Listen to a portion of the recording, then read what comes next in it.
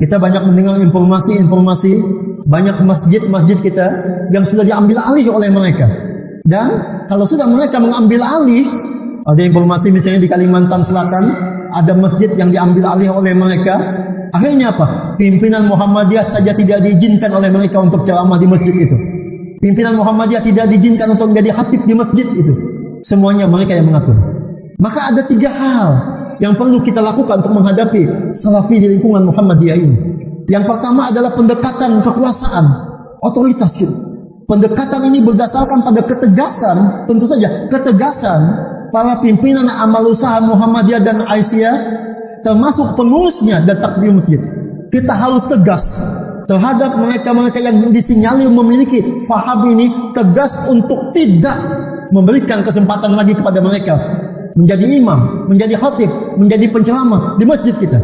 Terkait dengan ini, beberapa tahun yang lalu kita mengirimkan surat edaran kepada pimpinan daerah Muhammadiyah se-Kalimantan Tengah agar untuk pengurus masjid atau takmir masjid tidak dibentuk berdasarkan rapat jamaah masjid, tapi langsung ditunjuk oleh pimpinan cabang atau pimpinan daerah atau pimpinan wilayah. Mengapa? Karena kalau dibentuk berdasarkan musyawarah jamaahnya banyak dari mereka.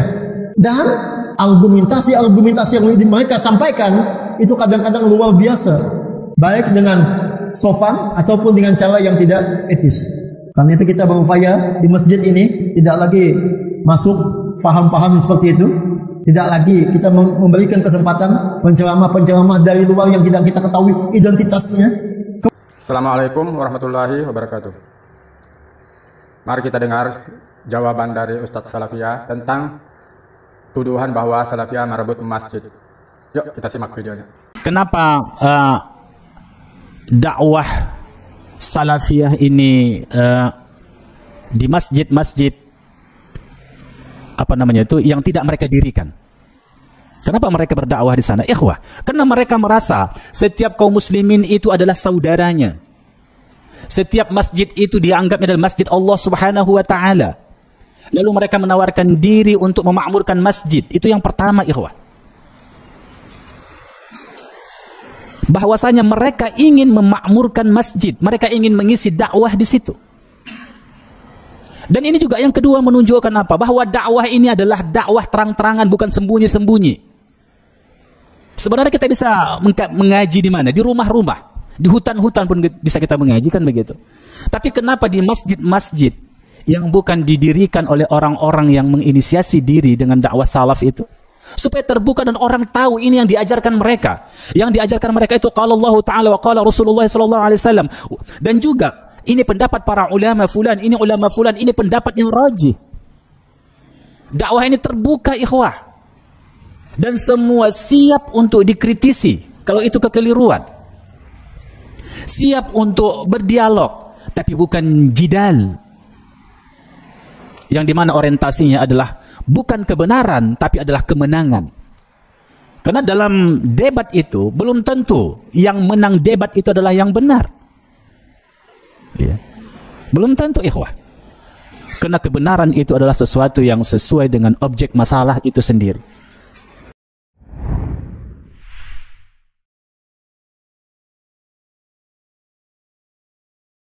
Alhamdulillah, dan terutama kepada Nazir Masjid kami ucapkan jazakumullah khairan yang telah memfasilitasi tempat untuk kajian ini. Semoga antum semua mendapat keberkahan hidup dari Allah Subhanahu wa taala.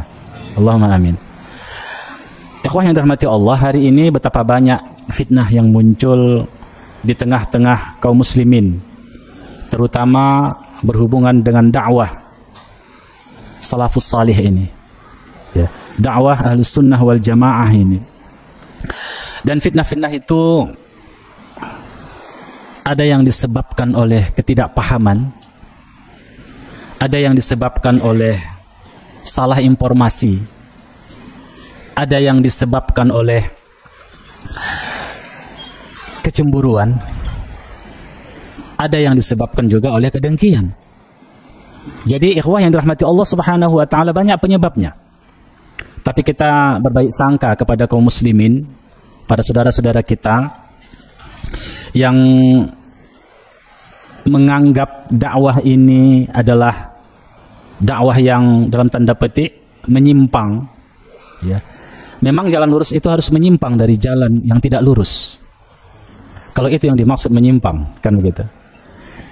Tapi kalau yang dimaksud menyimpang dari jalan yang lurus, klaim itu harus dibuktikan. Kebenaran itu standarnya ada. Standar kita dalam beragama untuk mengukur satu kebenaran itu adalah Al-Quran dan Sunnah Nabi. Karena semua kita sepakat menjadikan Al-Quran dan Sunnah Nabi itu sebagai sumber dari hukum Islam, sumber dari syariat Islam, sumber dari pedoman hidup kita, itu Al-Quran. Dan kita juga semua sepakat sumber yang kedua adalah As-Sunnah. As-Sunnah As-Sahihah atau As-Sunnah Al-Maqbulah. Sunnah yang sahih atau sunnah yang diterima sebagai dalil, sebagai hujjah. Ini sebagai sumber, sekaligus sebagai penjelas terhadap Al-Quran. Ini standar kita menilai kebenaran itu. Dan Allah memerintahkan kita untuk mengembalikan semua perbedaan pendapat kita. Dan kita semua memang potensial untuk berbeda pendapat, dan itu adalah sunnah kauniyah Allah. Sunnatullah seperti itu. Tapi ada solusi dari syariat, mengembalikan kita mana kebenaran itu, rujuk kembali kepada Al-Quran dan Sunnah. Fa in tanaza'tum fi syai'in farudduhu ila Allahi war Rasul. Kalau kamu berbeda pendapat tentang sesuatu, kembalikan kepada Allah dan Rasulnya. Yakni kembalikan kepada Al-Quran dan Sunnah Nabi. Misalnya satu pendapat, coba kembalikan pendapat ini. Pendapat yang hari ini lebih dari 1400 tahun kewafatan Rasul itu, ada pendapat yang muncul, coba kembalikan kepada Al-Quran dan Sunnah. Ada enggak dasarnya dari sana? Kembalikan. Baru kita bisa mengatakan ini yang keliru, ini yang benar. Kalau memang pendapat itu tidak ada dari landasan Al-Quran dan Sunnah Nabi, maka sebenarnya pendapat itu ada pendapat yang baru. Tapi kalau pendapat itu bisa dikembalikan kepada Al-Quran dan Sunnah dengan kaidah-kaidah istimbat, dengan manhaj yang diajarkan Nabi kepada para sahabat dan tabi'in, diajarkan Nabi kepada sahabat, sahabat kepada tabi'in, tabi'in kepada tabi'ut tabi'in, sampai kepada ulama-ulama madhab, dikembalikan. Siapapun yang berpendapat hari ini tentang sesuatu, maka standar dan tolok ukur kebenaran itu yang berhubungan dengan agama itu bisa dikembalikan kepada generasi awal. Dilihat kepada Al-Quran dan Sunnah, dilihat kepada penjelas Al-Quran dan Sunnah. Ya. Penjelas kepada Al-Quran itu As-Sunnah. Lihat lagi tentang pengamalan As-Sunnah oleh Nabi dan para sahabat. Dan lihat apa yang diajarkan oleh para sahabat kepada para tabi'in. Dan demikian juga generasi tabi'in mengajarkan kepada tabi'ut tabi'in. Jadi oleh sebab itu ikhwah, dalam agama ini sebenarnya tidak terlalu sukar. Agama ini agama yang sederhana tentang kebenaran. Orang kaya, orang miskin, orang cerdas, orang yang sederhana pemikirannya itu bisa mengetahui sumber-sumber kebenaran itu. Karena memang Al-Quran sudah dikumpulkan, sudah dikodifikasikan dalam mushaf. Hadis itu sudah ditulis dan sudah dijelaskan para ulama. Sudah dijelaskan para ulama. Karena itu ikhwah, beragama ini bukan sebuah pertandingan pemahaman, tidak. Tapi adalah mencari kebenaran. Dan kita disuruh fastabiqul khairat, berlomba-lomba untuk kebaikan. Bukan berlomba-lomba untuk gengsi, bukan berlomba-lomba untuk menaikkan nama dan sebagainya, tidak. Dan kita disuruh untuk tidak berpecah belah. Wa'tasimu bihablillahi jami'an wa la tafarraqu. Disuruh i'tisam. Kemana kita i'tisam? Bihablillahi jami'a, kepada tali Allah semuanya, yaitu dinul Islam ini, ikhwah. Jadi oleh sebab itu ikhwah yang dirahmati Allah Subhanahu wa taala, tidak mudah mengklaim orang sesat, tidak mudah mengklaim orang tergelincir dan sebagainya. Ada standar dan tolok ukurnya. Dan kemudian ikhwah yang dirahmati Allah Subhanahu wa taala, ada beberapa pertanyaan. Kenapa dakwah salafiyah ini di masjid-masjid yang tidak mereka dirikan? Kenapa mereka berdakwah di sana? Ikhwah, karena mereka merasa setiap kaum muslimin itu adalah saudaranya. Setiap masjid itu dianggap adalah masjid Allah Subhanahu wa taala. Lalu mereka menawarkan diri untuk memakmurkan masjid. Itu yang pertama, ikhwah. bahwasanya mereka ingin memakmurkan masjid, mereka ingin mengisi dakwah di situ. Dan ini juga yang kedua menunjukkan apa? Bahwa dakwah ini adalah dakwah terang-terangan, bukan sembunyi-sembunyi. Sebenarnya kita bisa mengaji di mana? Di rumah-rumah, di hutan-hutan pun bisa kita mengaji, kan begitu.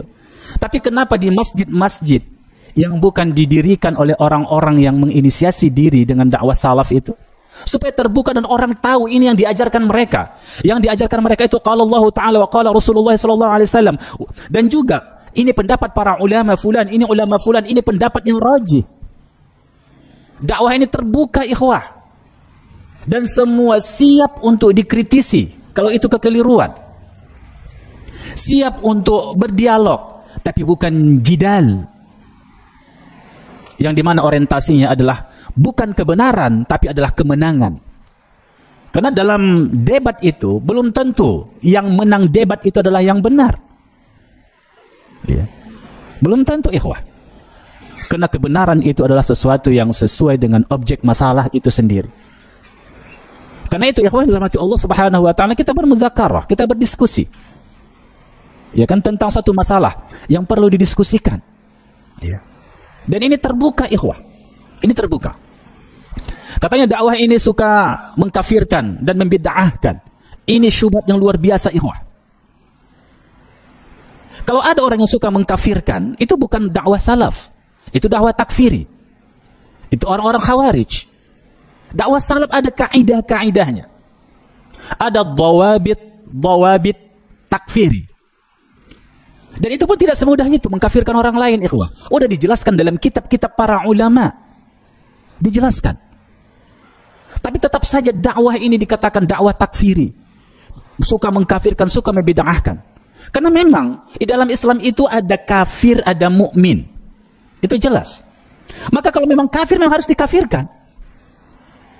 Kalau beriman memang beriman, tapi tidak semudah itu, ikhwah. Dan tidak ada mengkafirkan orang-orang muslim, orang beriman, tidak, ikhwah. Itu bukan perkara mudah. Coba lihat apa yang ditulis oleh Syekh Muhammad Nasir Albani, ikhwah, tentang dawabit takfiri itu. Walaupun orang itu sudah melakukan kebid'ahan, kan begitu, belum bisa dikatakan dia ahlul bid'ah. Belum bisa, ikhwah.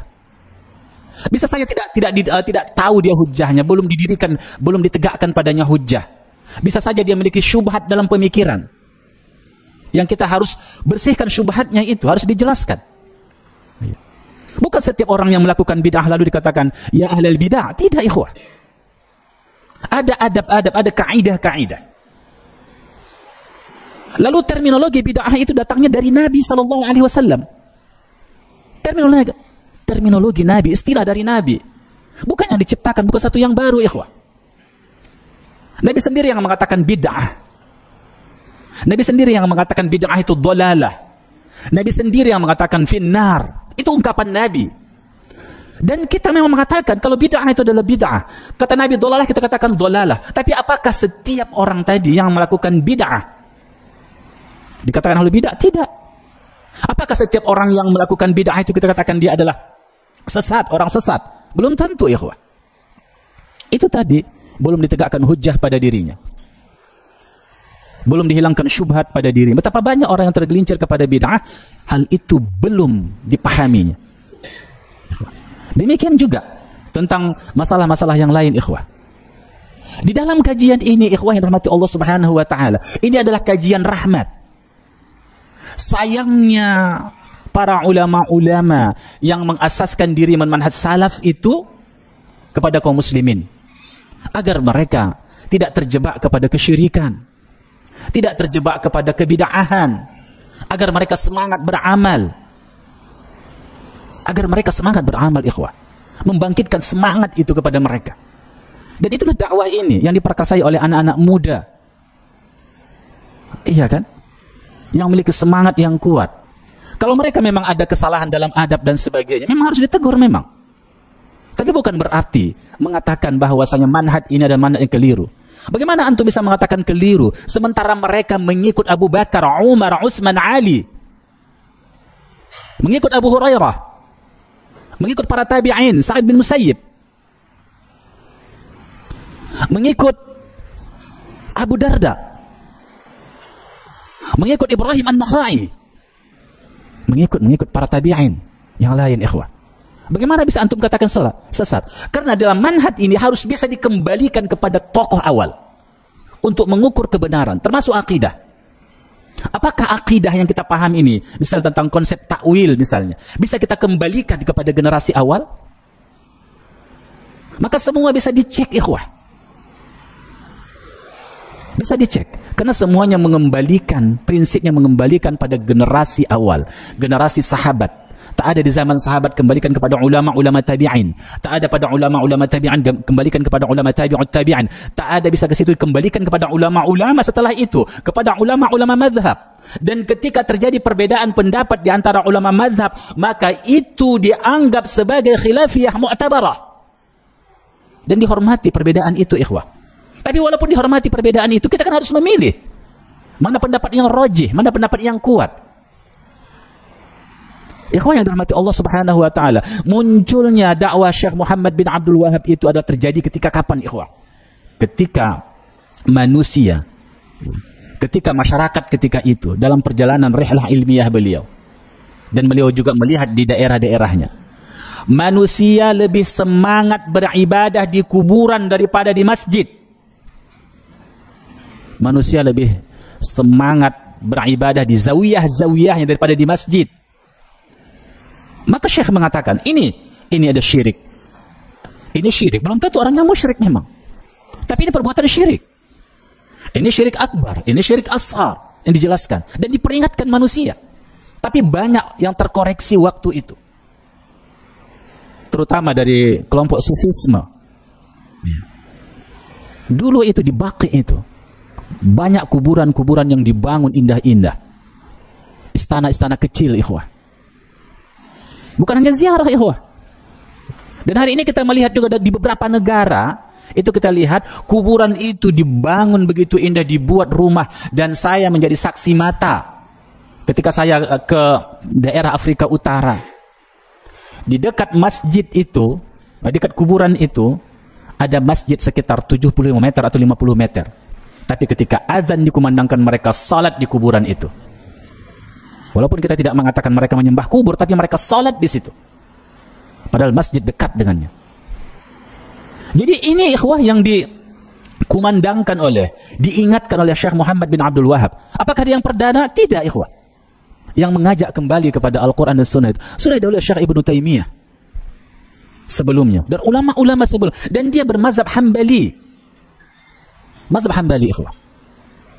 Akidah mereka akidah Ahmad bin Hanbal. Tapi mereka mengatakan betapa banyak perbedaan pendapat Syekh Ibnu Taimiyah dengan Ahmad bin Hanbal. Betul.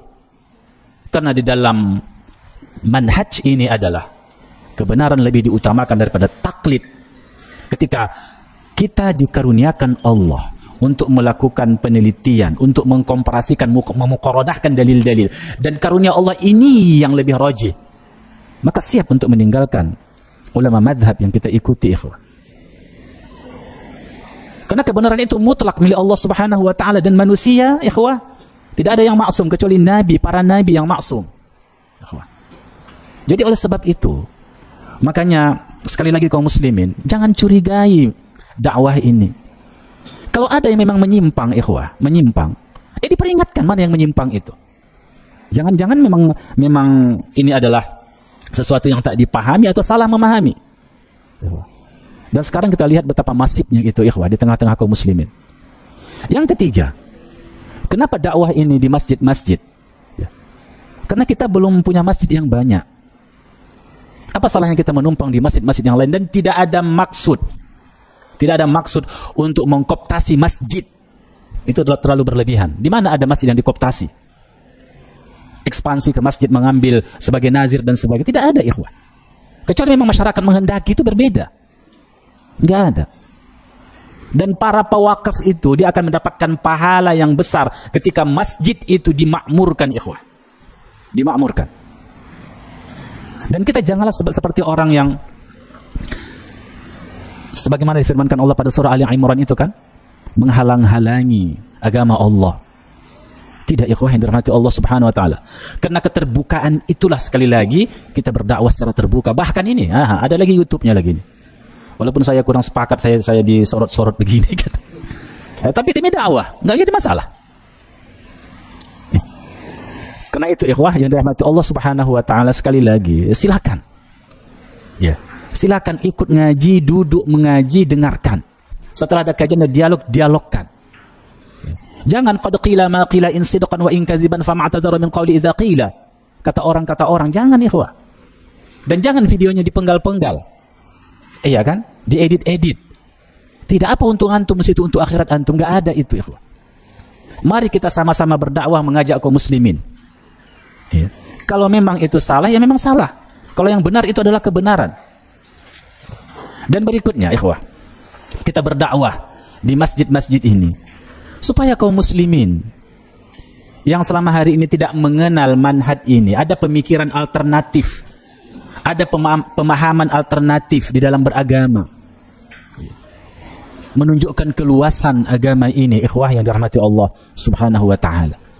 Oleh sebab itulah, sekali lagi, mudah-mudahan ya masjid ini tak keberatanlah dengan dakwah ini ya, Pak Nazir ya.